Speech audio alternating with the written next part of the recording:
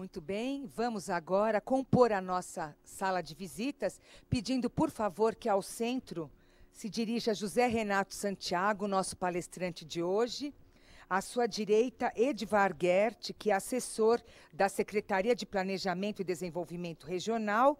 E na outra poltrona, por gentileza, Álvaro Gregório, também assessor da Secretaria de Planejamento e Desenvolvimento Regional. Temos várias interações mandadas por e-mail e aqueles que ainda quiserem mandar, o endereço é #NovaDay, por favor, pelo chat do site, ok?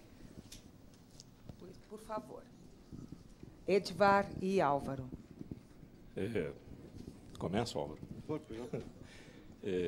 Zé Renato, obrigado aí pela brilhante palestra. Está bombando.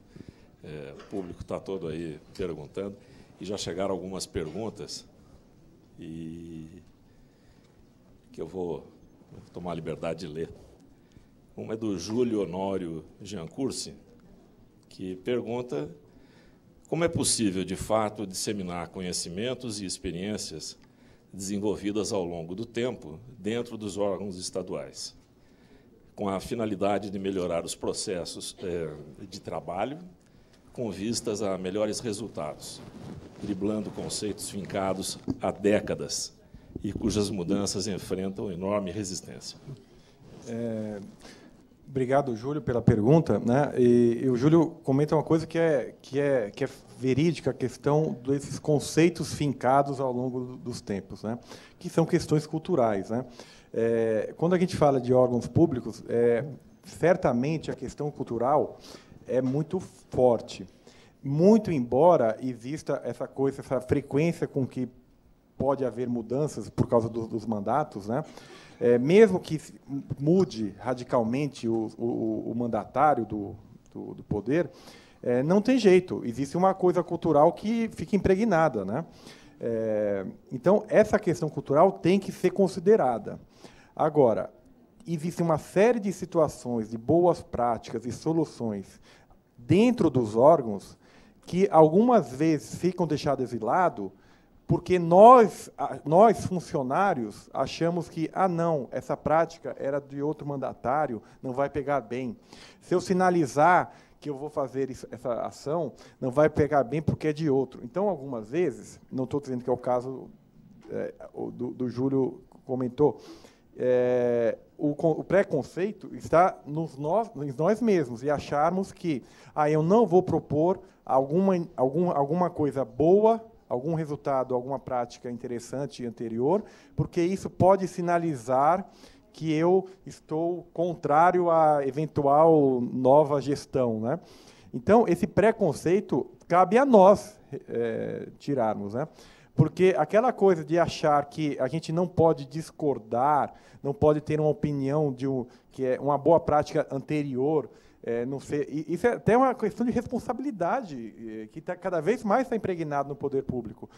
Nenhuma iniciativa, independente de qual partido o governante seja, se for uma boa prática que traga resultados, ela vai ser continuada. Ela não vai ser continuada se não for uma prática que tenha se perpetuado.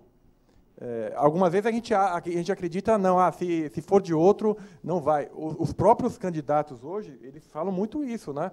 Olha, tal atividade não fui eu que fiz, mas eu vou continuar. Há essa mudança de mentalidade. Agora, cabe a nós, funcionários públicos, exercendo a função, de realmente acreditarmos nisso. De achar, não, realmente eu posso propor, né? E outra coisa, se alguém propor algo também diferente, inovador, eu até estava comentando no intervalo aqui, aceitar, considerar.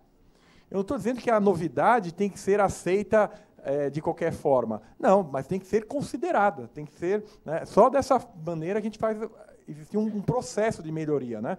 Um processo de resgatar boas práticas existentes e inovar para que o processo continue, porque ele não pode ficar só preso em práticas lá do passado, né? Olá, Zé, tudo bom? Antes de ler aqui a pergunta que nos enviou, que nos acessa pela internet, o Zé Maria Casari, eu queria eu queria te fazer uma pergunta a respeito da palestra. Se o órgão que você trouxe como case, se pode ser revelado qual é o órgão, porque é um órgão público. O órgão foi aqui na Secretaria de Habitação de São Paulo, né? É aqui perto, nós estamos no centro de São Paulo. Uma das situações que eu comentei foi aqui, aqui no Anhangabaú, né? Secretaria Municipal da Habitação. Que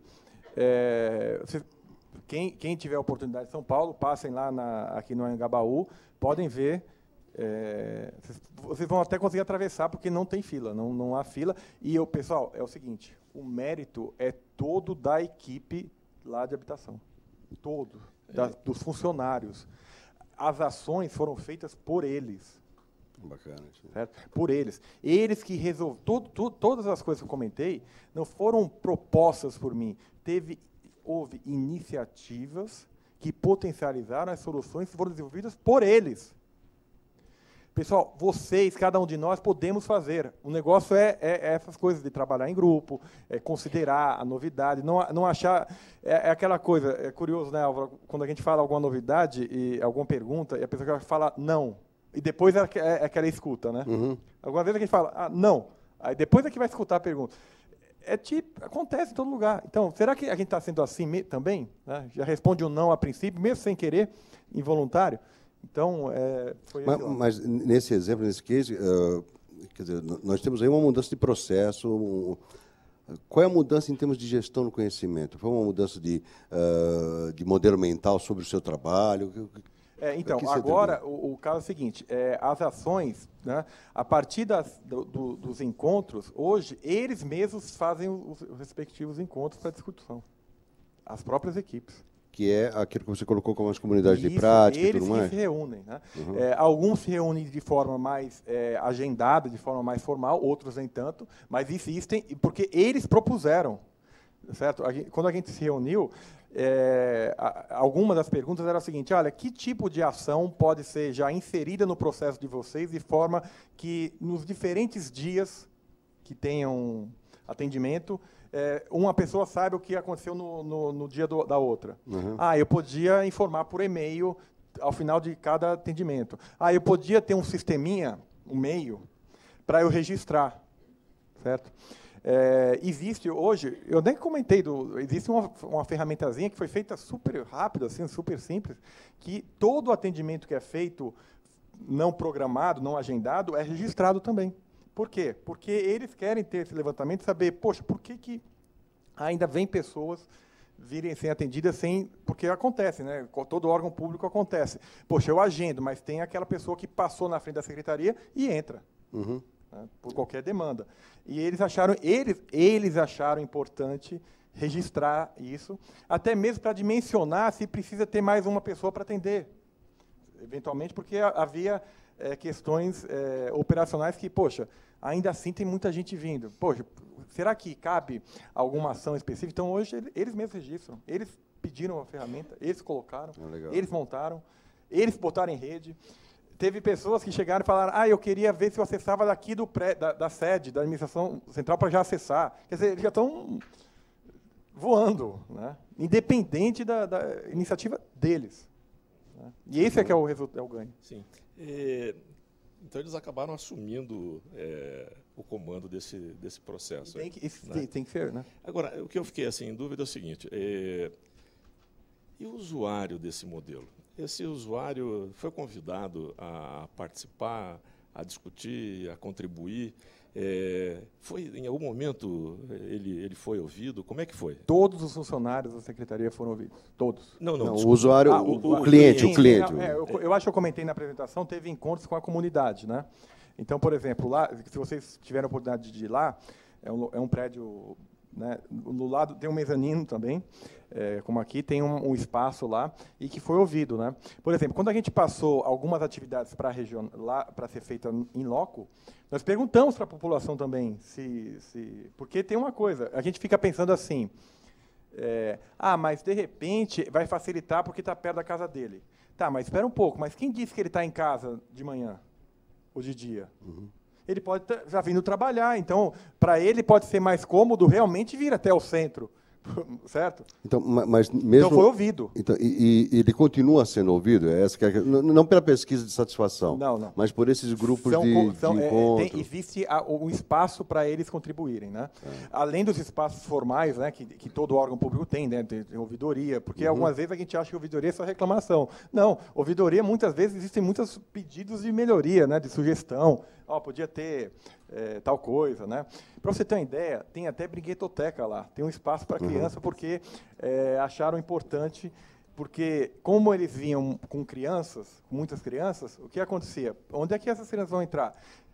Elas têm que entrar. Se entrar, vai ficar um espaço ocupado por elas. Então, tem um espaço lá que eles montaram, foi anterior, que é anterior a qualquer atuação referente a isso, para que as crianças ficam lá. É uma coisa... É uma prática que muitos órgãos já fazem, mas é uma preocupação que tem. Então, hoje, o mutuário, né, o munícipe que frequenta, e é um órgão que 100% são pessoas com muita necessidade, né? Porque os projetos de habitação são voltados para pessoas que têm uma demanda muito crítica e emergencial, algumas vezes, né? Então, o tipo de problema que as pessoas têm é um trabalho de psicólogo, quase. Porque o menor dos problemas dela é pegar a fila. O menor dos problemas. Ela ficaria na fila 4, 5 horas. Porque a gente vai sentar com esse pessoal e conversar, e eu já ouvi, é uma coisa absurda, né? E a equipe profissional também, se eles começam a explicar, eles começam a chorar o problema. E já imaginou? Elas têm os problemas dela e ela ouve vocês sabem bem o que é isso, né? Então, existe uma maneira do próprio munícipe, o cliente, né, formalizar suas contribuições, né? Deixa eu falar, falando em contribuintes, nós temos aqui um comentário, não uma pergunta. Zé Maria Casares, por favor, só mais um pouquinho, já leio tua pergunta aqui, mas é um comentário da Eulália, que está nos vendo desde Recife, né? Então, olha, aqui em minha cidade, Recife, o atendimento nos hospitais públicos é uma vergonha. Filas enormes e a situação dos idosos nessas filas chega a doer na alma. Pessoas dormindo em frente aos hospitais para conseguir uma vaga para o atendimento no outro dia. E quando consegue, né, para o outro dia. Tudo por falta de informações concretas. O telefone que toca, eles não atendem, muita gente sem preparação nenhuma trabalhando nesses órgãos. Trabalham há muitos anos naquela empresa e não procuram evoluir os seus conceitos. Eles têm que entender que o mundo não está preparado, não está parado. Está avançando em conhecimentos e eles têm que fazer o mesmo para serem profissionais melhores. Com tudo isso, quem sofre é o que tem menos condição financeira. Isso é uma vergonha, disse a Eulália, lá de Recife. Um abraço lá para o pessoal de Recife que nos assiste. Então, vou lá para a pergunta do Zé Maria Casares, que diz o seguinte: que impacto tem a gestão do conhecimento, ou que ela pode trazer, nos problemas do governo? O governo está preparado para aceitar e dar abertura para os profissionais de gestão do conhecimento? O senso comum pode ser empregado? Tem melhorado muito isso, tá? Mas aí não é só a questão de governo e questões públicas, as empresas privadas também. Porque, numa primeira onda de gestão do conhecimento, há uns 10, 15 anos atrás, o enfoque equivocado de sistema gerou um preconceito, certo? E outra coisa, quando eu falo preconceito, eu falo no melhor sentido da palavra, não é porque o preconceito é uma forma que a gente tem de utilizar toda a experiência que a gente tem e fundamentar algum conceito sobre alguma coisa. Não tem problema nenhum a gente ter preconceitos. Todos nós temos, baseados nas nossas experiências. A questão é não aceitar as mudanças, as inovações, que aí achar que o conceito é só o pré-concebido e ponto final. Então, o que acontece? As empresas têm mudado muito, os órgãos públicos também têm mudado muito, né? E a grande mudança passa pelos funcionários, né? Porque eu sei o quanto é difícil o dia a dia de cada funcionário público, né? Eu sei assim, eu tenho a impressão que eu sei, porque só quem sabe são vocês mesmos que frequentam. Porque vocês são vítimas de preconceitos também. Mais do que vocês, é improvável que existam, né? Porque e era uma coisa que a gente trabalhou muito lá também, que era a coisa seguinte: quando a gente fala funcionário público, todo mundo tem 3, 4 palavrinhas para falar, e a maioria das 3, 4 palavrinhas não são boas. Não, 2. Então, o que acontece? E aí que está, é legítimo esse comentário, essa informação? Poxa, para a Eulália, um beijo para a Eulália, que ela comentou o caso lá de Recife, poxa, para ela, que viveu essa realidade e acompanhou, pessoal, não adianta a gente falar que não, porque a realidade que ela viveu foi essa. E aí não adianta, ela vai ser atendida por algum de nós, ou, eventualmente, ela já vai vir naquele preconceito que é válido, que eu já não gosto de você, tá? Então, e é que tá. O que nós temos que fazer para isso? Nós temos que passar por cima disso. Nós, enquanto funcionários públicos, também temos esse preconceito, de achar que todo mundo acha que a gente acha que é. Não sei se foi claro. Eu acho que não, né? Então, a gente também acha que todo mundo vai achar que nós somos... Quando eu falei assim, tem 3, 4 palavrinhas, vocês falaram assim, ah, não, a maioria é ruim. Preconceito de vocês. Pode ter uma que é boa, 2, 3, pode ser 4 boas. Quantas vezes a gente vê lá na central, algumas vezes, a gente via, a pessoa leva bolo para o atendimento, para distribuir, porque ela é bem atendida. E sempre trouxe. Quando pede para comparecer com a maior brevidade possível. Eles trazem aquelas brevidades... Não, então, aí que está. Aí a gente fica associando, não, é porque ele está devendo. Está devendo, né? Então ele fica atrás do bolo. Pô, tem casos assim que a pessoa vem, ela vem aqui para dar um abraço aqui, vocês. Puxa vida. Eu queria fazer uma colocação o seguinte. A gente coloca sempre essa questão de quem está lá na linha de frente, né? De que da dificuldade, do problema e de não estar sensibilizado. Mas a gente sabe muito bem que estrutura e estratégia se influenciam mutuamente. Você mexeu na estratégia. A estrutura é a mesma. Essa estrutura que está lá foi a que permitiu chegar num modelo de serviço equivocado. Isso aí não pode voltar a uma situação de acomodação futura, ou seja, se você não mexe em estrutura. Eu queria, na verdade, ouvir o seu comentário a respeito dessa questão de, legal, a gente tem uma estratégia de implantar a gestão do conhecimento, e daí assim, mas a estrutura... ela continua o mesmo modelo verticalizado, especializado, os mesmos conceitos da Revolução Industrial, da administração científica, está lá. Ela não vai assim, levar a uma deterioração novamente? Não, eu acho, as empresas são muito... elas gostam muito de mudar estruturas organizacionais, matricial, tudo. Algumas vezes as pessoas falam assim, quando é matricial é porque ninguém sabe quem manda em quem. Aí fala que é matricial, porque aí todo mundo manda em todo mundo, né? Que é preconceito também. O caso é o seguinte, se a gente já preconceber que a estrutura já está lá.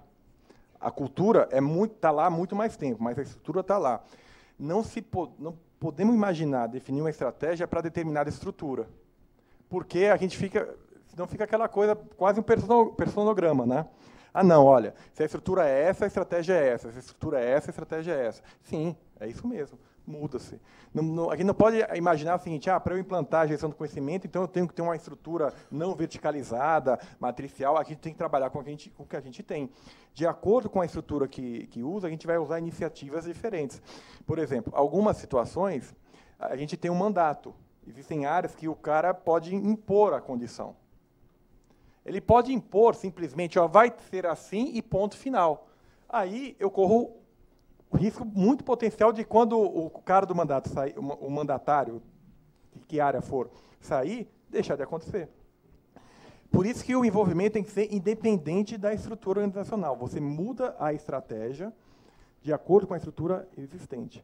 E usar o poder do mandato que eu estou dizendo, do cargo, né, como a condição para que a coisa aconteça, talvez seja a primeira premissa para o negócio não dar certo. Não pode ser obrigado, tem que ser espontâneo.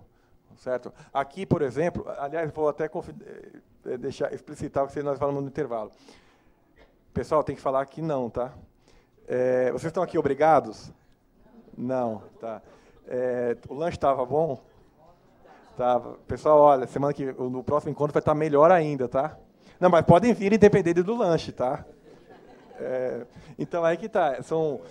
O fato de não ser obrigado é que fazem as pessoas virem. Vai chegar uma hora, se as pessoas não estiverem vindo e continuam não sendo obrigado, poxa, tem que mexer alguma coisa. melhora o lanche. Ou sei lá. A gente está fazendo o contrário. Melhor, né? A gente está fazendo o contrário. A gente está cada vez menor aqui para ficar mais na internet. Internet aí não tem lanche, não tem nada. Ó, pessoal, não deixa não, que a próxima vez eu já comi o lanche, eu vou vir sempre agora. Né? Zé Renato, eu queria te fazer na verdade nem é uma pergunta, mas é mais um depoimento. Eu comecei a estudar gestão do conhecimento e a conhecer gestão do conhecimento pelas mãos do José Antônio Carlos, o Pepe, que é um dos mais generosos e especialistas que tem sobre isso, que é alguém que fala sobre isso. Então, eu gostaria de passar alguma pergunta para o Pepe fazer, porque deve ter um monte delas para fazer. Não sei se tem um outro microfone aí, alguma coisa. Depois abrir para o auditório, que eu acho que seria... acho que já seria começar. Pelo seguinte, ainda tem mais perguntas aqui do pessoal da internet, a gente vai variando quem fala e quem não fala. A nossa diva está trazendo aqui. Pepe é senhor de cabelo branco. Obrigado, hein? Tá ligado aqui?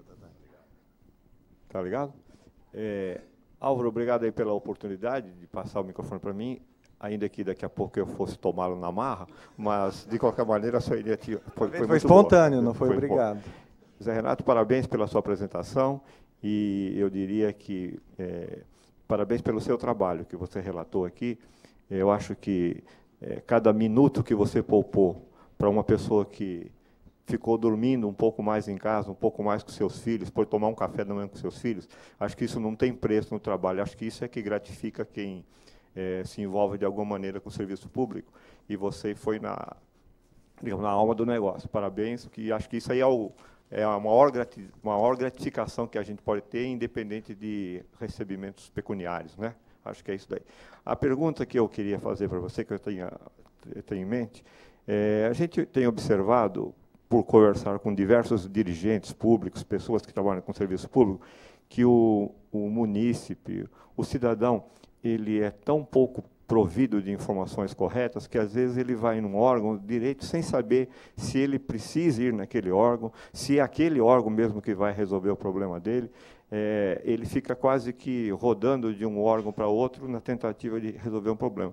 Eu queria saber se, nesse trabalho que você realizou, nessa secretaria, se você notou isso, ou seja, se tinha muito engano, muita visita indevida para algum assunto que não fosse resolvido ali. E como é que você equacionou isso daí? Obrigado pela pergunta, mas só para registrar novamente, o mérito todo é das equipes públicas. Eu não estou falando isso, pessoal, porque o pessoal é que age, lá eles que vão lá na frente do serviço, né? São eles que atendem, efetivamente, né? Não é nenhuma orientação de quem quer que seja que vai fazer a coisa acontecer. E numa das primeiras atividades, esse levantamento que eu comentei, acontecia muito esses casos, que a pessoa estava na fila, eu vi aqui a habitação, eu acho que eu tenho uma casa aqui para pegar, vou entrar. Né? Problemas diversos. Algumas vezes o munícipe não sabe nem aonde ele mora. Não, ele sabe onde ele mora, mas ele não sabe, olha, de que região você é? É sul. Tá. Sul, é lá perto, sabe, ali Santana? É no sul de Santana. Quem está de São Paulo sabe, Santana é na Zona Norte. Acontece, porque, por exemplo, qual o nome do teu projeto lá onde você está? É tal, ele não sabe exatamente, né? Problema nosso. Talvez nós não tenhamos fornecido informação suficiente para que ele saiba. Mas, ainda assim, mesmo quando acontece isso, algumas vezes o munícipe não sabe. Ou vem aquela coisa assim, alguns casos a pessoa vai regularizar o local dela, né, o prédio, o apartamento, ele não sabe que tem que trazer o documento da pessoa. É óbvio. Não é óbvio. Se fosse óbvio, ele teria trazido. Certo? A informação tem que estar em algum lugar. A gente detectou muitas situações, certo? Algumas vezes, por isso que muitos dos trabalhos estão tendo atualizar os sistemas para que as pessoas tenham acesso. Isso não vai garantir ainda que a pessoa não continue cometendo esses equívocos de irem para... Mas minimiza. A nossa responsabilidade é minimizar esse tipo de problema. Porque o número de situações, vocês que trabalham no órgão público sabem, a pessoa passou, ele acha que vai resolver o problema. Tem problema até do Detran que foram resolver lá na habitação, porque ele falou, não, aqui o meu carro estava estacionado na frente da... Cara, mas não é aqui. Não, mas como não é aqui? Não está escrito que não é. Não, vocês estão rindo, mas vocês sabem que acontece. Muitas situações, certo? E aí que está... Vai falar para o cara que esperou 1 hora, 2 horas, que ele está no lugar errado. Certo? Então, aconteceu muito dessa situação. Então, aos poucos a gente está reduzindo. 0 não vai se chegar, não. Mas chegar bem perto do mínimo vai. Mesmo porque, Zé, eu acho que isso aí é quase que um recado, ainda que mal configurado, de que para o cidadão, ele quer fazer um serviço, ele não está muito interessado em saber se é prefeitura, se é Estado, se é União, ele quer realizar. E esse recado, a gente tem que trabalhar de alguma maneira e dar um retorno para ele. E hoje, que está, quando a gente fala município, existem vários projetos municipais, estaduais e federais trabalhando em conjunto. Certo? Então, existem várias dessas situações, mas essas situações não são em todas, não são sempre. A gente tem que considerar isso, né? E tem que haver preocupação com isso. Né? Tem situações que a pessoa ela vem pedir orientação para coisas que não têm absolutamente nada a ver com o tipo de trabalho. E algumas vezes aí vem o nosso lado do preconceito, né, do funcionário público, algumas vezes. E põe na internet, não adianta que ele não vai acessar. O pessoal acessa. A população... está cada vez mais, a população de classes mais simples, eles acessam, certo? Nas comunidades todas populares, o percentual de conectividade, em algumas situações, é maior do que em classes sociais média mais alta. Eles acessam, ele tem que ter a informação. A gente vê órgãos públicos com acesso à internet gratuito, né? Existem alguns programas gratuitos, né? Então, as pessoas usam mesmo. Se tiver informação, ela usa. E isso evita muito retrabalho por parte delas. Obrigado. Eu tenho uma pergunta online aqui do Christian Becker, que ele vai nessa linha do conhecimento que existe dentro de órgãos públicos e de como isso aí pode ser compartilhado com a população. Né? Então, ele coloca que você tem várias informações dentro dos órgãos, e você não tem, além de faltar a gestão do conhecimento interna, também seria necessário fazer uma gestão de compartilhamento. A pergunta dele vai nesse sentido, dizendo o seguinte: são dezenas de projetos ocorrendo simultaneamente e centenas de pessoas diretamente relacionadas dentro e fora da empresa. Como lidar com o medo da empresa pública, o medo de dentro, em divulgar e compartilhar o conhecimento?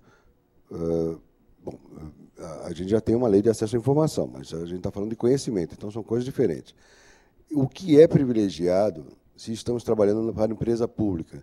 E como deve ser a moderação com a sociedade nisso? Quer dizer, nós conseguimos fazer um ambiente de colaboração, aqui eu estou interpretando o Christian Becker, mas a gente poderia ter um ambiente de colaboração, de moderação desse conhecimento, inclusive para mudar o planejamento do próprio governo, para mudar ações do próprio governo? O que você acha? Não, certamente. Existem algumas ações que alguns governos fazem, que são os planos municipais, estaduais, né, e federais, que tem que estar fundamentado no que a população demanda. Né? Tem casos aqui, eu estava semana passada num evento sobre sustentabilidade, e veio uma pessoa para falar que teve um projeto de habitação que tinha sido premiado, e ela estava na Holanda, e ela ficou sabendo, e ela não conhecia do projeto aqui em São Paulo. Ela mora aqui em São Paulo, e ela ficou sabendo só lá na Holanda, lá que o projeto tinha sido premiado. Certo? E tem várias situações como essa. Né? Existem várias práticas públicas que são realizadas, que algumas vezes nós que moramos na cidade não sabemos. Né? E não sabemos exatamente porque algumas vezes a gente trata aquilo como algo tão precioso, tão precioso, tão precioso, que a gente não divulga. Pessoal, a melhor parte do segredo é falar que sabe o segredo. Não é? Poxa, se eu fiz uma boa prática, faz parte do processo compartilhar essa questão. Né? Obedecendo o que é que pode ser compartilhado ou não, certamente. Mas ouvir a população é o principal input de entrada para qualquer planejamento. Quando, algumas vezes, quando eu falei aqui, tem ouvidoria. Algumas vezes o funcionário público acha que ouvidoria é sinônimo de reclamação. O percentual de contribuições que tem de ouvidoria que vem na ouvidoria dos vários órgãos é enorme. O metrô de São Paulo, por exemplo, ele instituiu um telefone, parece que você manda uma mensagem do SMS, quando tem problema no vagão, né, tudo. Funciona, viu? Algumas vezes a gente acha, não vou usar, né, tudo. Mas funciona. Quer dizer, por que implantou isso? Certamente alguém sugeriu isso e foi implantado. Existem iniciativas muito simples de serem feitas, né? Documentação da população. Poxa, todo órgão antigamente pedia o documento de novo. O órgão tal pediu, o órgão tal pediu. A gente não fica pensando, não é possível, vocês não se conversam, as secretarias. Hoje existem alguns trabalhos sendo feitos em alguns segmentos públicos que eles pegam a informação, é única, um cadastro único do munícipe ou do cliente, né, da pessoa, da população, né? Então, existem iniciativas que partem da população. Agora, se a população não se sentir ouvida, não se sentir considerada, cada vez mais as contribuições são menores. Né? Zé Renato, quando eu tenho esse conhecimento acumulado dentro da área de governo, né, e que você está muito certo, a hora que você fala, bom, mas ele é quase que segmentado, né? Tem um segmento aqui na área de transporte que ele não se reproduz na área de bem-estar social, embora tenha muita relação um com o outro. Assim como eu tenho conhecimentos internos de governo que poderiam estar sendo trocados e capacitados até uma troca com a sociedade, então eu acho que falta são ambientes de troca, ambientes de aprendizagem. Então, você conhece alguma experiência em que esses ambientes existam formalmente? Talvez ambientes formais, efetivamente, né? Porque, por exemplo, quando se faz algo para habitação, o pessoal de transporte deveria estar ligado assim, poxa, tem alguns encontros que acontecem nos finais de semana. O CELS, né, aqui em São Paulo, né? São Paulo deve ter outras cidades também tem. O CEL é um complexo, né, que tem atividades de vários tipos, né? Eu conheci alguns, tudo. E é uma iniciativa bem interessante. Eu nem sei quem implantou a iniciativa, né, nem diz respeito, mas tem vários CELs espalhados por São Paulo. O que acontece? Existem encontros sendo feitos todos os finais de semana no CEL. Existem teatros nesses CELs que são teatros maravilhosos, que nós não temos a menor ideia que existem. Existem trabalhos de transporte gratuito até esses teatros nas regiões, que certamente são parcerias entre secretarias que são feitas, certo? Algumas vezes as parcerias não são divulgadas suficientemente, né? As pessoas nem sabem disso exatamente. Por exemplo, eu não sabia. Eu fui no CEL no Perus, que eu fiquei o sábado a manhã inteira lendo o jornal, as revistas da semana, estavam todos lá na biblioteca, eu sozinho. E a chegada até lá gratuitamente. Tinha um transporte sendo feito. Quer dizer, é uma iniciativa que certamente existe entre as secretarias, e existem secretarias que eventualmente não fazem essas parcerias formais, né? E o que falta é informação. Então, algumas vezes, a gente não comunica, a gente não informa. Ou a gente tem que falar, não, tem que ir todo mundo. Pessoal, se tiver que ir todo mundo, não vai. Vai uma vez, vai porque o secretário vai porque o prefeito vai porque o governo, exceção da gente, que a gente vai sempre, né?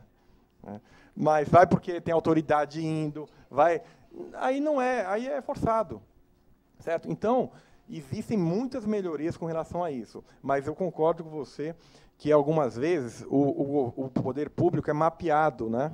Então, algumas vezes, tem a secretaria tal é de um mandatário de um partido, do outro é de outro, de outro é de outro. E isso pode ser ainda assim entre partidos, mas deveria ter alguma coisa acima de, olha, pessoal, aqui está todo mundo junto.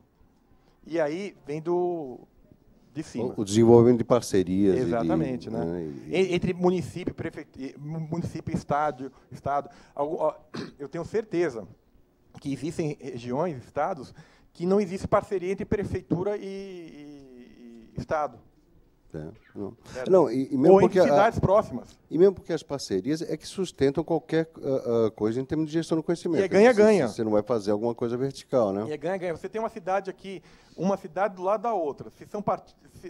Pode ser partidos diferentes, mas eles têm que fazer parcerias porque um usa o processo, o sistema do outro, de alguma forma.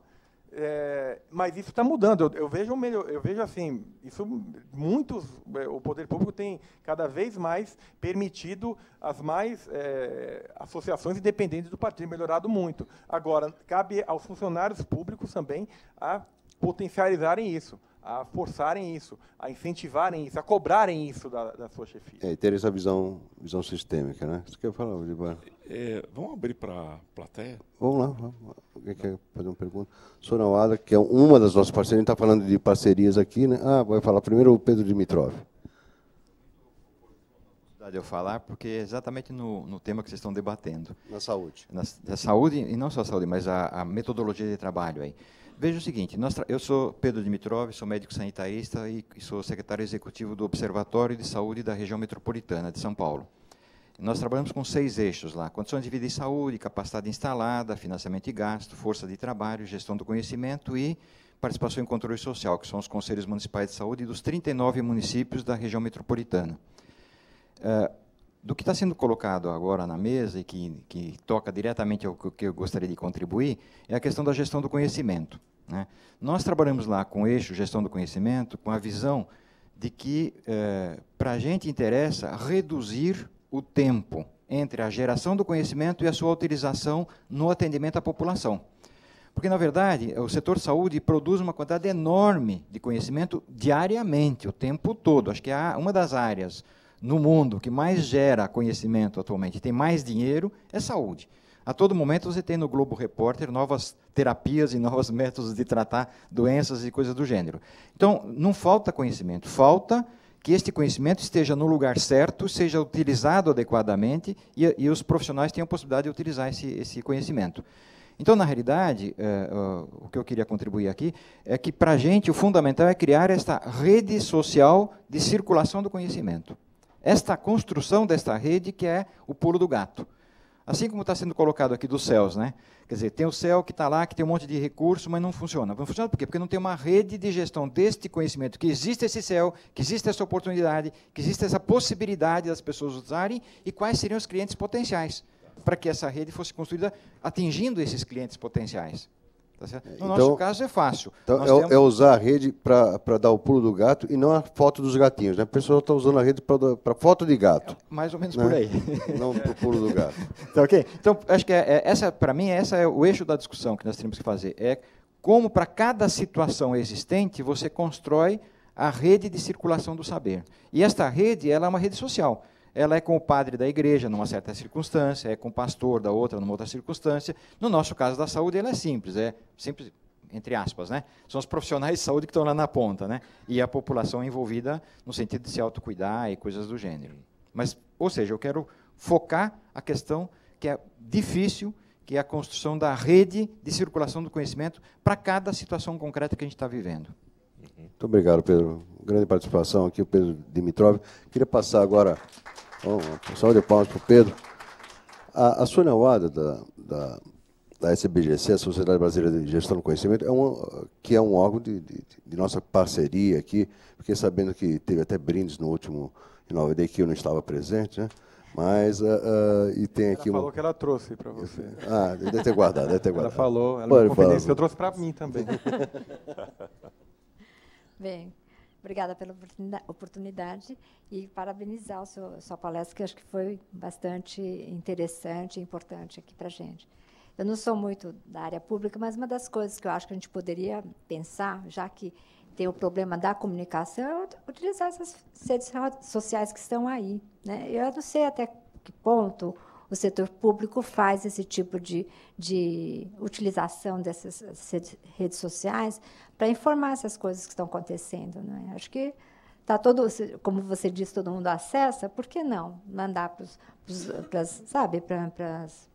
por torpedos e, sei lá, usar Facebook e tudo mais, para poder comunicar as coisas que estão acontecendo, até para utilizar melhor, né, os locais que estão aí, que precisam ser melhor utilizados, já que tem todo um investimento ali, vamos fazer com que as pessoas utilizem da melhor forma possível, né? Então, eu acho que é um pouquinho isso. E o caso também acontece, a própria população tem preconceito, às vezes, né? A população, algumas vezes, tem preconceito de usar o céu. né, no caso do complexo lá, que é um lugar muito legal, assim, eu nem sei se é... Não vou entrar nessa questão, mas é muito legal, assim, e tem pessoas lá que vão lá, jogam bola, né, e é tudo gratuito, tudo. E o que o Pedro comentou é perfeito, né? A gente está falando de conhecimento para colocar na prática, né, para levar em frente, porque conhecimento, não que não seja importante, o conhecimento, a pesquisa, o desenvolvimento de novos estudos, mas ele tem que fundamentar tanto um planejamento, né, como você comentou, Álvaro, como também botar na prática, efetivamente, né? Algumas áreas, não é que seja mais fácil, né, Pedro? É porque saúde, o cara faz, né? Porque senão, né, morre, né? O cara faz, né? Algumas vezes, questões sociais, a pessoa coloca, não é prioridade, né? Passa a não ser, por não ser prioridade, o que é mais prioritário na vida dela, ela acaba considerando. Mas é perfeito o teu entendimento que o desafio é botar o conhecimento e colocar ele na prática, né, efetivamente. E aí tem lição aprendida também, né, essas coisas.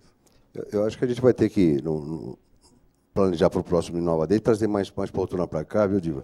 Né, para trazer o Pedro Dimitrov para conversar, o Pepe, que está aí escondido, e a Sônia também para conversar. Aliás, eu quero aproveitar para ver se a presença da Sônia aqui e do Fernando, da SBGC, dá uma para ver o que aconteceu no KM Brasil. Vocês souberam que aconteceu o KM Brasil e vai acontecer agora o KM Inovação no Rio Grande do Sul, e a SBGC é que organiza esse evento. Dá para dar só um resuminho aí como é que foi o KM Brasil? Vai chegar. O KM Brasil acho que foi um sucesso, pelo menos pela avaliação das pessoas que participaram, que o Edivar esteve lá. E a nossa intenção sempre é trazer novidades e fazer um bom networking de todas as pessoas que têm interesse pelo assunto. Então, sempre a gente procura trazer, por exemplo, nós fizemos 2 palestrantes internacionais, um falando sobre crowdsourcing, outro falando de compartilhamentos, e como palestrantes internacionais trazendo cases de lá.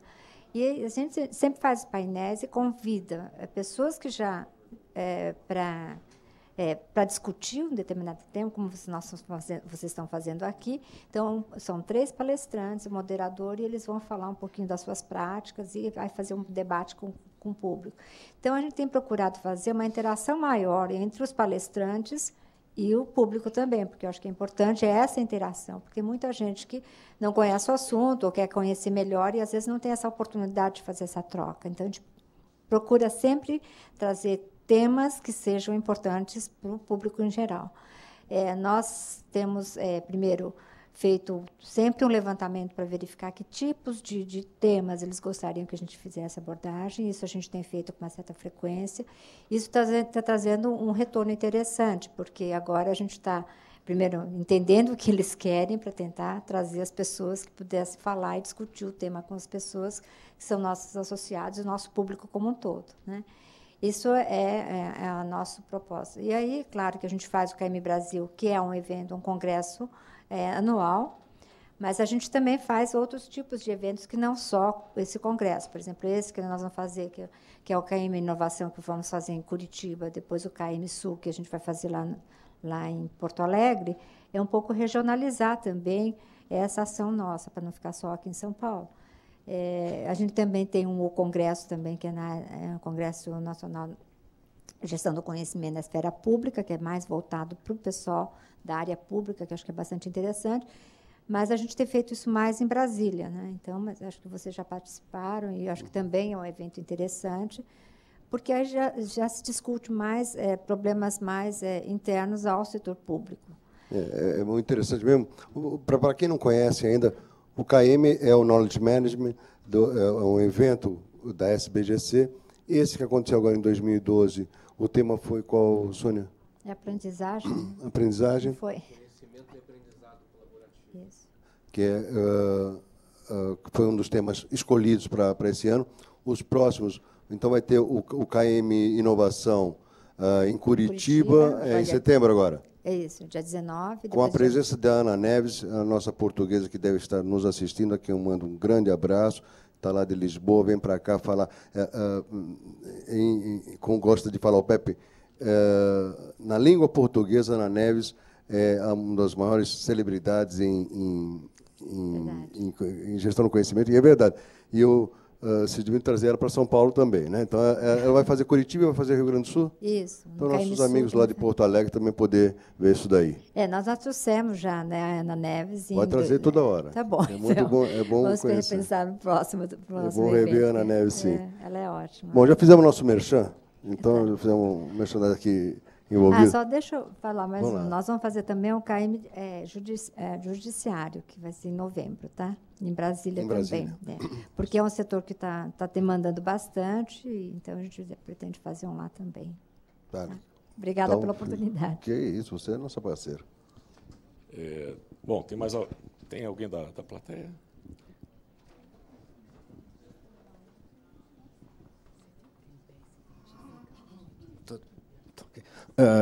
Bom dia para todo mundo. Meu nome é Ari Prates, não sou funcionário público, se bem que eu já trabalhei na esfera federal, municipal e estadual. Tá? No momento estou aposentado e aproveitando essas palestras. Quando a gente tinha um Fusquinha, antigamente, há 20, 30 anos atrás, achava o carro melhor do mundo. Tá? Ia para Minas, para Anhanguera, uma pista só, e achava que era bom. Hoje, quem de nós teria paciência ou saúde de enfrentar essa viagem no Fusquinha naquela estrada? Então, quando a gente vivencia uma situação boa, a gente não quer retroceder. Pode trocar o dirigente, pode trocar tudo, mas ninguém quer voltar naquela situação antiga. Então, quando se fala de que nós estamos vivenciando uma situação nova, um atendimento melhor, que o público está contente com o atendimento, ninguém vai querer voltar no passado. Tá? Então, quando você está falando sobre troca de gestores, essas coisas, muita gente já falou que começou a balançar a cabeça antes de acabar de escutar o assunto. Então, nós temos o costume de não vou mudar porque mais tarde vai trocar o dirigente. E não se aventura para coisa nova. Então, tudo que é novo, sempre alguma coisa fica. Mesmo que troque o dirigente, nós vamos viver, não vai querer retroceder. Tá? Então, eu queria só dar esse reforço aí. De caminho para frente, né? Exatamente. Não, e é perfeito, né, Ari? É o ponto mesmo, né? Isso melhorou muito, porque lá na época do Fusquinha, acontecia isso, né? Mudava a gestão, terra arrasada, né? Hoje não tem mais isso, né? Ou na verdade se diminuiu muito isso, né? E cabe também não só porque a população está exigindo isso também. Agora cabe aos funcionários públicos também passarem a exigir isso também, né? Falo, não, olha, isso é uma prática interessante, vamos em frente. Não, mas aí vão me mandar não sei para onde, tudo. Pessoal, isso acontece pontualmente em algumas situações. Mas aconteceu comigo. Comigo foi 100%. Sim, mas a gente tem que acreditar nessas coisas. Senão o ciclo de melhoria não vai acontecer. E aí a gente fica parado. E aí nós vamos parar porque nós não evoluímos. Legal. A lista... tem mais uma? Tem mais.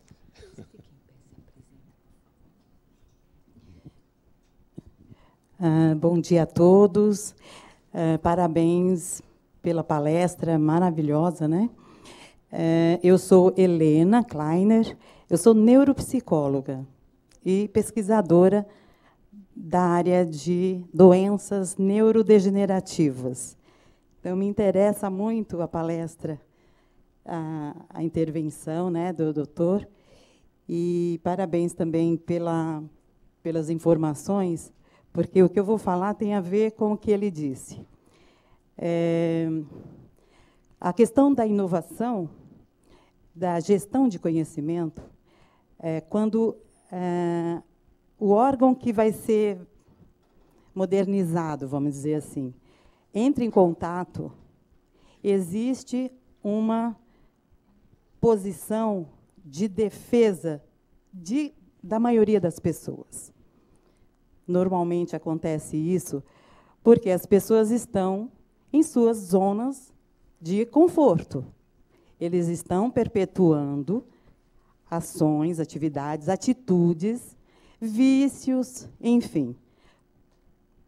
que já vem vindo de muitas décadas, inclusive, de muitas situações, de muitos queda de governo, mudanças de gestão, mudanças de direção, enfim. Então, as pessoas elas se protegem dentro dessa condição como uma forma de sobreviver. Então, eu acredito assim que o paradigma seria como fazer essa mudança acontecer, para que as pessoas possam, a partir das informações novas, que elas possam incorporar às suas vidas, as suas novas atividades, as suas novas práticas, de uma forma criativa e participativa. Então, para isso, que eu acho que é um desafio, eu acho que tem dentro da nossa organização, no Brasil, eu vejo assim, uma dificuldade de se trazer informações que estão à disposição, como o doutor falou, para as práticas novas. Então, eu queria fazer uma pergunta. Onde a quebra de paradigma entra? E qual a contribuição da área da psicologia, das neurociências, se o senhor vê essa possibilidade? Então, Helena, essa questão, a gente estava conversando no intervalo, né? E eu até falei para você, você trabalha como psicólogo o tempo todo, né? Porque quando você conversa, tanto do lado do funcionário público, como do lado do cliente, do munícipe, né, do contribuinte, você está trabalhando muito a questão questões pessoais, né, de motivação, de quanto a pessoa se sente motivada. Eu confesso a você que eu já encontrei pessoas que tá 40 não, mas quase 30 anos na empresa, na empresa pública, e certamente elas, estou só esperando me aposentar para ir embora. Mas essa pessoa também está no privado também, que também já está só esperando para aposentar. Tem pessoas que não vão contribuir, certamente não vão contribuir. Elas ainda acham que o conhecimento que ela possui é a garantia do emprego dela. Certo? Tem pessoas que acham que é isso, né? Que se eu passar isso para alguém, o cara é meu competidor, ele vai passar de mim, ou ele vai se igualar comigo, certo? E você tem que tratar esse assunto, você desenvolve técnicas para que isso reduza, né? Reduza, porque sempre existe um pouco daquela coisa, isso é minha, né? Que é natural do ser humano, certo? Porque não é democracia também, vou compartilhar tudo. E algumas vezes a gente fala, não, vou compartilhar até a página tal, mas o pulo do gato eu não vou passar. Certo? O pulo do gato, se todo mundo sabe que tem um pulo do gato, então quer dizer que já não é tão diferencial assim, né?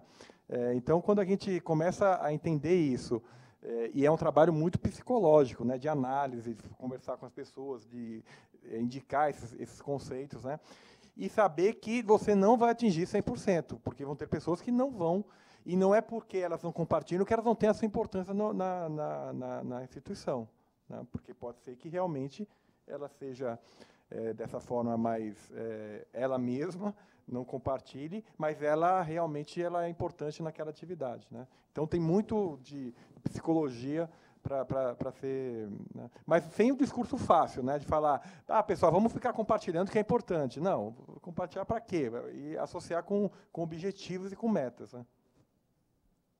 Legal. Mariana Benassi, ela coloca aqui uma preocupação de que grande parte dos nossos colaboradores, dos funcionários públicos, estão em processo de aposentadoria. Uma outra parte que está adentrando ao nosso sistema acaba passando por algum tempo e, como se tornou muito atraente um emprego público, esses cargos públicos, essas pessoas passam por algum tempo até uma nova oportunidade.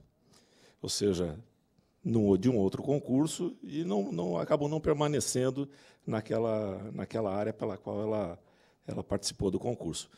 E a preocupação que ela coloca é o seguinte: como é que a gente faz para preservar o capital intelectual?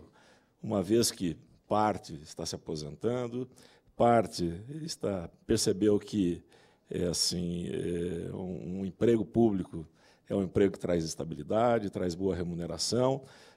Às vezes nem tem tanto espírito público, nem tem tanta vocação pública, mas parte muito mais por essa questão da estabilidade, da remuneração, e acaba não criando vínculos. Ou seja, o que você sugere em termos de preservar esse capital intelectual? A questão do funcionário que está aposentando, esse é o grande problema que as empresas enfrentam hoje, né? Tanto o privado como o público. Não houve um planejamento estratégico de avaliar que as pessoas envelhecem, né? Todos nós envelhecemos, e que, com o tempo, se esse conhecimento ficar centralizado só nas pessoas e não compartilhado, numa pessoa, em determinada coisa, eu perco, né? Então, as empresas buscam práticas de gestão do conhecimento porque elas estão preocupadas com elas. Não, tá? É só a gente saber da história. Pessoal, olha, eles vão querer que a gente compartilhe porque é importante para eles, tá? Agora, tem que ser importante para mim também. E aí, nesse caso daquelas pessoas que ela fica cada 6 meses, vai embora, tudo. Pessoal, isso aí é aquela coisa, na empresa privada não acontece, né? Essa pessoa não se perpetua em lugar nenhum. Na verdade, esse tipo de pessoa a gente não quer que se perpetue mesmo, porque, na verdade, ela vai fazer um concurso, fica 6 meses, faz outro concurso, fica 6 meses, certo? Esse tipo de profissional, cada vez mais, eu não estou dizendo que a pessoa não existe mais aquele profissional que fica tanto tempo em casa, mas se ele não imaginar que ele tem que deixar alguma coisa, algum legado, isso não vai agregar valor nenhum para ele, né? Não vai agregar valor nenhum para ninguém. Ele não vai ser chamado, não vai ser lembrado, não vai ser considerado para um novo projeto. Se eu estou num órgão público, numa determinada secretaria, e desenvolvo um bom trabalho, eu vou ser lembrado para atuar em outro segmento, em outra secretaria ou em outro projeto. Se eu perpetuar de alguma forma, eu vou ser lembrado e vou ser considerado até profissionalmente. Agora, tem pessoas que não pensam assim. Tem pessoas que vão falar, eu estou aqui, vou ficar 2 meses esperando o concurso. E vai ter. Então, e do ponto de vista da instituição, qualquer empresa ou governo em si, o que nós vamos ter é um vácuo, né? Quer dizer, nós vamos ter um espaço em que a cultura de empresa ou o conhecimento daqueles que se aposentaram já está do lado de fora, e quem poderia ter recebido esse bastão largou no chão. Largou no chão. Né? Quer dizer, então vai ter esse vácuo. Por isso tem que ser um processo, né? A gente não pode só trabalhar... Mas você não acha que existe... Eu queria caminhar para o seguinte, não existem algumas técnicas hoje, eu sei que a questão dos meios, que você colocou muito bem aqui, tentam suavizar a questão de software, a questão de ferramentas para isso, mas eu tenho algumas ferramentas hoje que conseguem fazer mais isso. Por exemplo, isso que a gente está fazendo com, né, um storytelling. Hoje as organizações começaram a ter essas técnicas associadas hoje para poder perpetuar ou para poder, pelo menos, dar uma dimensão que essa lacuna não seja tão larga no futuro. Então, existem instrumentos, mas a questão é o seguinte, aí a gente fala o seguinte, então, beleza, a pessoa vai se aposentar, vou botar um cara novinho lá para trabalhar com ele. Pô, se eu já dou esse discurso para o cara que vai sair, vai rolar alguma coisa? Olha, esse cara é o que vai substituir, tá? Não, mas a gente vai esperar, a gente vai, daqui a 2 anos, tudo. O discurso é o discurso fácil do resultado imediato. Eu vou resolver, olha, eu tenho essa lacuna, então eu vou colocar o pessoal mais recente de casa junto aos profissionais mais antigos. Então faz o seguinte, eu vou fazer uma storytelling, fala aí o que é que você faz. Faz o depoimento aí. Pessoal, se o apelo for fácil, for fraco, não vai rolar. Eu fiz muito, em algumas empresas, a gente pegava muito depoimento de funcionário, né? Se a gente contar que o depoimento é porque um dia, quando ele não estiver aqui, vai ser importante, o cara vai falar, tá, então você quer que eu registre porque você tem um problema seu, é isso. O discurso que é utilizado, o discurso que a gente usa para usar a storytelling, o depoimento, tudo, é um discurso fraco. O instrumento em si, né, o conceito, é perfeito, maravilhoso. E é por isso que eu separei bem na apresentação as 2 questões. A storytelling é um instrumento. Pode ser que use e-mail eletrônico ou não, tudo. Mas a questão é anterior. A questão é tratar as pessoas da forma como tal, ela vai usar os vários instrumentos. Se eu chegar e falar o seguinte, vamos ver aqui, quem está aqui? Aqui só tem gente nova. Né? Só tem gente recém-formada. Quem aqui for se aposentar? Hein? Quem aqui vai se aposentar nos próximos 2 anos? Tá bom. Então, não, levantou a mão. Não, só acho. Então é o seguinte, vocês ficam do lado direito, aqui o lado esquerdo. É o seguinte, a gente vai gravar um monte de coisa que vocês fazem para o outro pessoal ensinar, tá bom? A gente vai usar storytelling, vai usar depoimentos, vamos usar uma ferramenta maravilhosa que você, pensando, você já vai estar registrando. Lógico, estou exagerando. Mas se o discurso for esse, não vai acontecer. Eu lembro que um dos meus primeiros empregos, eu fui trabalhar numa organização que eu fui trabalhar com inovação numa empresa de construção. E aí falaram para a pessoa lá que já tinha 20 e poucos anos de casa, falando, esse cara aqui é que vai te substituir no futuro. Eu nunca li tanto manual na minha vida. Eu li manual de todos os equipamentos possíveis e imaginários. Até que chegou uma hora, eu falo, mas esse equipamento aqui não existe mais na empresa. Eu esqueci que não existia mais. E eu tinha lido já. Pessoal, então, a questão não é menosprezar o instrumento. A questão é a fundamentação, que é o que a Helena até comentou, a fundamentação, o Ari também, a fundamentação que você vai utilizar para se usar os instrumentos. Aí sim. Aí o instrumento pode ser dezenas de instrumentos, milhares, capacitação à distância, ou encontros. Né? Isso aqui é um meio. Isso aqui que a gente está fazendo é um meio. Né? Maravilhoso, mas é um meio.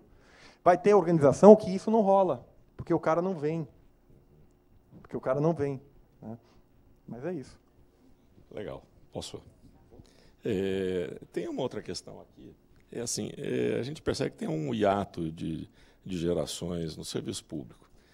Nós temos uma grande parte que está numa faixa etária um pouco mais avançada, e tem gente agora, em decorrência dos concursos recentes, adentrando ao sistema.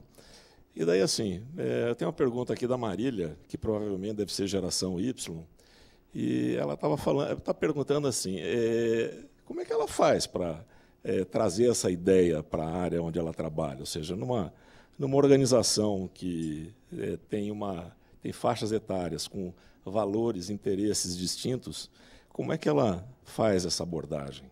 Então, a Marília... Marília, né? Marília Bezerra. Marília. Então, Marília, o caso é o seguinte, é mais fácil do que você pensa, porque depende de você também. Né? Então, por exemplo, quando você está há pouco tempo na área, se for o caso, ou na atuação que ela faz aí, ela pode, eventualmente, marcar encontros. Vamos lá tomar café com alguém, com uma pessoa de outra área. O que você faz? Né? Conversar. A socialização é uma das melhores maneiras que você tem para você potencializar oportunidades. Certo? Agora, só um exemplo. Normalmente, a gente almoça sempre com as mesmas pessoas, não é? A gente almoça sempre com as pessoas com quem a gente pensa mais ou menos do mesmo jeito. Nada contra. Mas se a gente está falando sempre com as pessoas que pensam da mesma forma que a gente, o quanto está sendo produtivo realmente essas conversas, né? Não, almoce com ela ainda, porque ela é legal, tá? Mas o caso é o seguinte, a gente vai no comodismo, né? Algumas vezes as áreas nem se conversam. É que o meu chefe não gosta do chefe do outro. Quer dizer, o chefe de um não gosta do chefe do outro, então é tratado como área inimiga, né? Eu posso estar acima dessas questões, né? Então, por exemplo, eu sugiro para a Marília, começa pequeno. Se o teu chefe ainda não abraçou a ideia, fala com o teu colega, vamos sentar aqui, vamos identificar aqui oportunidades de melhoria na nossa atividade, no nosso processo, como é que a gente podia registrar, certo? Coisas pontuais, vai lá tomar um café com ele, né? Mas eu não tomo café. Tá, vai tomar água, então, sei lá. Traz no Inovadei. Traz no Inovadei. Aqui você vai tomar café, água, tem sanduíche, tem um monte de coisa. Pessoal, vocês estão na web, vocês estão perdendo. Tem garçons aqui distribuindo aí em rodízio camarão. Vocês não têm ideia, a câmera não está mostrando, mas é verdade. As pessoas sabem como é que é o serviço público, elas sabem que não é. Então, é espontâneo, uma coisa legal, assim. Mas o caso é o seguinte, por que eu digo isso? Porque algumas vezes a gente fica falando, mas o meu chefe não aceita essa ideia. Tá. Se o seu chefe não aceita a sua ideia, então você está fadada a não crescer profissionalmente, porque o seu chefe... Nossa, que importância que o teu chefe tem na sua vida, hein? Certo? Nossa, o teu chefe define se você é feliz ou não profissionalmente, né? Tudo. Ele é passageiro, né? Busca outra oportunidade, busca uma outra atuação. Ah, mas você não sabe como é que aqui é um inferno. Tá, pô, você é um inferno, porque você está fazendo aí? Você é do inferno também? Você faz parte do processo, né? Tudo. Então, a gente tem que, algumas vezes, por mais que existam dificuldades, vai chegar uma hora, de repente, que vai falar, olha, não é aqui que eu tenho que ficar. E você vai embora. E vai embora. E vai embora. Não tem essa coisa. Hein? Vai ser feliz. Vai ser feliz profissionalmente e vai atuar naquilo que realmente... Deixa eu só complementar. Tem uma questão da Maria Clélia, que ela coloca o seguinte, com quais habilidades que ela deve desenvolver para enfrentar esses novos tempos, ou seja, os tempos dos profissionais do conhecimento? Socialização. Eu acho que a grande palavra-chave é socialização, né? Hoje, por exemplo, as redes sociais que existem, né? Tem pessoas que, anos atrás, tinham pessoas que se orgulhavam. Eu não uso celular. Não, que é isso? Ninguém se usava antes. Quem não usa celular hoje está fora. Não tem como. Não vive. Certo? Então, rede social. Poxa, eu acho que todo mundo deveria estar na rede social. Qualquer uma que seja. Qualquer uma. Não tem uma ou outra específica, né? Que é a forma pela qual você potencializa oportunidades, você identifica necessidades, principalmente a questão, poxa, é tal assunto, tem um cara aqui que é bom, né? Tudo. Vocês estavam falando da Ana Neves, né, a portuguesa. Eu conheço a Ana Neves há um tempão, não sabia que vocês conheciam a Ana Neves, por exemplo. Ela inclusive, escreve no Engove SP. Exato. Quer dizer, eu nem associar... Poxa, quem sabe a gente não está aqui hoje foi através da Ana Neves, que nem está aqui hoje, né? Pode ter sido, não sei, porque eu já escrevi artigo lá no blog que ela tinha quando ela estava em Londres, né? Tá bom. Então, é o tipo da coisa. Essas redes aí, informais, é que fazem efetivamente acontecer as coisas, né? Então, a grande característica é socializar. Então, a questão da timidez, tudo, não é justificativo para não socializar, certo? Porque é uma necessidade, é uma demanda. Sem isso, não acontece. Você pode ser o maior especialista sobre qualquer assunto. Se você não socializar, um dia, e é breve, você vai estar fora. Acho que tem mais uma. Pode ser? Aqui acho que é um ex-aluno do PEP. Muitos são. Normalmente é do Álvaro, mas esse aqui é seu, Pepe. O Marcelo Correia. O Marcelo coloca uma pergunta que a gente sabe um pouco da resposta, mas eu gostaria que você comentasse essa questão. Eu vou ler literalmente, assim você pode comentar e abordar da sua forma mais adequada. Por que é tão difícil o desenvolvimento de ações em gestão do conhecimento por servidores públicos na internet? Exemplo seria a criação de fórum para a troca de experiência sobre compras públicas, entre parênteses. Ideia do PEP, no curso do ciclo de compras da Fundap. Mas ouço de muita gente, servidores públicos, que tudo é proibido ou carece de regulamentação. Como tratar essa questão? Como driblar essa questão? Então, aí... É a coisa. A gente falou do fórum, né? Será que simplesmente adotar o fórum é a prática? Não. Pode ser que a gente use o fórum, mas tem que fundamentar antes o instrumento. O fórum é um instrumento, certo? É tudo que pode ser utilizado em fórum, certo? Se a gente está trabalhando com compras no setor público, é cabível que tenha um ambiente não controlado falando sobre questões relacionadas à compra no segmento público? Tem regulamentação para isso. Então, pode acontecer situações que... por isso que eu sou meio averso quando a gente já vai na questão da... implanta um fórum. Tá. Vamos ver qual é a tua situação. Tem situações que é fórum, tem situação que é comunidade, tem situação que é, como você comentou, o storytelling, tudo. Se o fórum não está acontecendo, não é porque o fórum é ruim. Não, o instrumento certamente é muito bom e para outras coisas. Mas para aquela demanda específica, não atende, ou não pode, ou não tem regulamentação para isso. Porque, certamente, não é a questão de ausência ou presença de regulamentação que vai evitar que haja o devido compartilhamento de boas práticas. Né? Vão ter coisas que não é fórum, é encontro olho a olho e falado. É que, assim, a gente está vivendo uma mudança drástica de paradigma. Culturalmente, nós vivíamos a cultura do sigilo. E hoje a gente vive uma mudança de paradigma para a transparência. Então, essa dificuldade de acesso está muito mais associada à cultura do sigilo. Então, o zelo por não falar é exacerbado em relação à eventual consequência por ter falado. Então, o que está colocado aqui, a gente sente no dia a dia, na discussão com o servidor público, essa restrição de é melhor não falar. Na dúvida não fala. Né? Na dúvida não fale. E aí fica aqueles extremos, como você comentou, né? É o sigilo total ou é a democracia total? Não, existe o meio termo. Existe o meio termo. A gente tem que trabalhar bem essa governança desse meio termo. Né? Quando a gente fala de gestão do conhecimento, a gente não está falando de democratização do conhecimento. Né? Dar o conhecimento devido aos limites de alçada e às competências e atribuições de cada ator envolvido. Mais alguma pergunta? Pessoal, tem alguma pergunta de internet?